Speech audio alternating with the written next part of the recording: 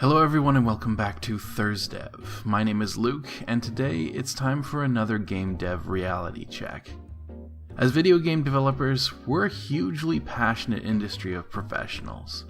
Though there are plenty of game development professionals in the industry who become jaded and decline into merely picking up a paycheck from month to month, the larger part of our industry love what we do because we find it rewarding, fulfilling, and it's an amazing feeling to know that there are people out there that enjoy something that we make. Unfortunately, from time to time, even the best possible effort that we put in doesn't pay off, due to any number of factors often beyond our control, and we just aren't as successful as we want to be. Sometimes this manifests as poor sales, sometimes as poor reviews, and now and then I'll see a well-intentioned post on social media or some other public forum like this one where a game developer will muse about how it all went wrong and lament how difficult it was for them, how hard they worked, and how they wish that people would care more about their game. Because they're passionate, because they worked hard, because they're good people. But here's the thing, your players don't owe you anything. Your players don't give a shit about how hard you worked, how passionate you are, or how good a person you are. You are your product to them, and there's not much more than that. Let's let that sink in for a minute. Now that I've left that floating in the air, allow me to quantify. As a game developer, you probably surround yourself with people that are interested in game development. The fact that you're here listening to this video is sort of a testament to that. You're probably used to people knowing what you're doing and caring about it, but that's a bubble that we create around ourselves. Yes, this is a creative industry. We're creating entertainment, and entertainment is subjective, but at the end of the day, whether you entertain or not is the only metric that you can, and really honestly should be, expected to be measured against. This doesn't of course necessarily apply to every player. Some of your players will be fans, and fans are a different beast that actually care about you, but the collective player, 99% or more likely of your user base, only really cares about your product. And there's absolutely nothing wrong with that. Selling a video game to a customer is a transaction. You're asking for them to give up money that they worked for and time that they have a finite amount of on something that you've created. Even my best friend, who sells insurance for a living, once told me that it doesn't matter what went into a game, the average person only cares about what comes out. If that product doesn't seem interesting to them, or they think it's too expensive, or they tried it and just didn't like it, it's their prerogative not to buy it, or not to continue playing. You may be familiar with the game Brigador. If you aren't, that's unfortunate, but sort of part of what I'm talking about today.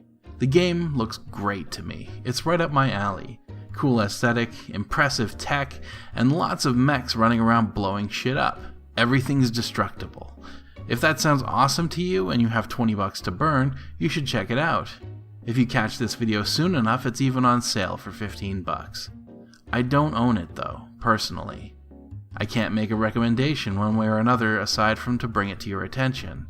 I should get it, absolutely. Like I said, it looks good to me, it ticks all of my boxes, but it was never in my price range. And I have way too many games on my playlist. I'm part of Brigador's developers' problem. About a year ago, Hugh Monahan, co-founder of Stellar Jockeys with his brother Jack and creator of Brigador, released an article talking about the 5 years that they spent making Brigador, which a year later still hasn't broken even. He explains how things have gone wrong, the stresses, the financial realities, the struggles that they've had to endure, and the very hard work that they've done to promote their game. He says, 5 years of game dev will kill you. He says, this will probably be his last foray into game development. I've seen this many times before. It's a sad, harsh reality. Reading it, I can only nod my head in understanding of the difficulties that he's gone through and feel sympathy. But that's me as a person. As a professional, he appears to me as another victim of over-optimism and expecting players to give a damn. The game reviews well, but people don't want to buy it at its full price. Prior to the previous article I mentioned, in response to a customer's quip that it wasn't worth $20 but maybe instead $15, he wrote a long and impassioned explanation about why they were charging the price that they did. Logically, every single word in there makes sense, and honestly, in a perfect world, Brigador would be accepted at the $20 price point where it belongs. And though I 100% understand where he was coming from, I also know that it doesn't matter what you do as a creator. You aren't in charge of what other people think, and nothing you do is going to change that. You aren't pricing your game against your bottom line. You're pricing against other games. Whether you're a well-respected and known game developer or not, you release that game, and it's in a league of other games that look and feel like it. They have a presumed size and scope, and those games cost $15. There are a lot of things that Stellar Jockeys did wrong, in my opinion, that painted them into a corner. Unfortunately, a lot of those things are also parts that their players will probably never see or know about. Harsh as it is to say, a lot of the extra effort, probably a few years worth out of the 5 it took them to make the game, were largely wasted because they can't sell enough copies for it to have mattered. They did some technically impressive things. They created a game engine, which is a horrible idea for your first project. Spent a lot of time and money on R&D for something that they could have accomplished, perhaps slightly less perfectly, but significantly less expensively, by going with a pre-existing engine. They wanted to make something amazing, and to their credit, they did. But if a tree falls in the forest and nobody's there to witness it, does it make a sound?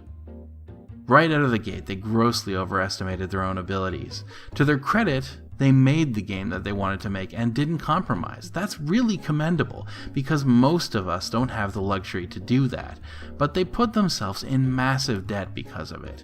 Like so many first-time independent developers, they wanted to do something amazing and didn't understand how hard it is to get noticed when nobody knows or cares who you are. There are so many things that these guys did that are to be applauded. As a fellow game developer, I have nothing but the utmost respect for the work that they've done. I've started reading Gaussworks, Jack Monahan's design blog, and I'm enjoying it thoroughly. If you like the sorts of things I do here, you'll certainly enjoy the things he writes there. But all of those great things that they've done, they only matter to people like me. People who understand how much hard work went into it. People who empathize with their plight. Your customers? They're spending their money for something to play. That's it. The reviewers, they're there to write their opinion about your game, and that's it. The distribution platforms like GOG, which turned them down due to low KPIs, they're there to run a business that makes a profit. That's it. Your product is the only thing that matters. You may not be the furthest thing from people's minds when they go to decide whether to buy your game or not, but you can't expect it to be at the front, and usually if you are, it's because you have a negative image. Very few of us have the luxury of people knowing who we are by name. Nobody, to my knowledge, has ever bought a game that I worked on because I worked on it, unless they knew me personally. So this is my message to you today. Don't blame the customers for not caring who you are. That's not their job, and it's not something that we should expect from them. We, as creators of entertainment, have an obligation to make something that they want, and they don't have even a smidgen of an obligation to us to like what we make for them. Those players that become fans, they're worth their weight in gold, and you should absolutely do everything in your power to engage with them, but most people won't be. So don't take it personally when they aren't. Thank you very much for joining me today. I hope that you enjoyed this episode of ThursDev. If you didn't, then I hope to do better next time. If you're interested in joining our little collective of game enthusiasts who love both the creation and playing of games, you're more than welcome to subscribe or join us at levelzeronpcs.com, our website, where we offer all of our video content in an easy-to-digest format, and soon a little extra as well. Regardless of whether you choose to make this little corner of the internet one of your regular visiting spots, however, I do hope that you'll consider swinging by again sometime. Either way though, thank you once again, and take care.